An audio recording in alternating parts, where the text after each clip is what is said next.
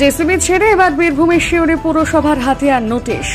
গতকাল সিউড়ি শহরের বিভিন্ন রাস্তার ধারে ড্রেনের ওপর নির্মাণ করা ব্যবসায়ীদের নোটিশ সিউড়ি পুরসভার।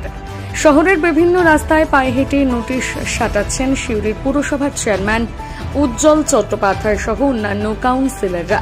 7 দিনের সময়সীমা, 7 দিনের মধ্যে দখলদারি না সরানো ব্যবস্থা নেবে সিউড়ি পুরসভা।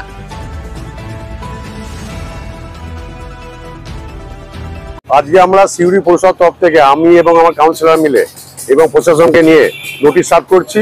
7 থেকে 10 দিনের মধ্যে উঠে যেতে হবে, আর না উঠলে বিকল্প ব্যবস্থা হবে। আপনারা জানেন আগে আমরা উচ্ছেদ অভিযান নেমেছিলাম, কিন্তু কিছু লোক আমাদের নোটিশের জন্য বললো, কিছু সময় দেওয়ার জন্য আমরা সেটা দিচ্ছি। আগামী দিন আমরা নোটিশ সার্ভ করার পর যদি না হয় তখন প্রশাসন বা আমরা পৌরসভা মিলে উচ্ছেদ হবে, মাল সিজ করবো। সেইটার জন্য আমরা অলরেডি আমাদের এসডিও সাহেব ডিএম সাহেবকে বলেছি, আমার পৌরসভা তরফ থেকে টেন্ডারও করে দিয়েছি।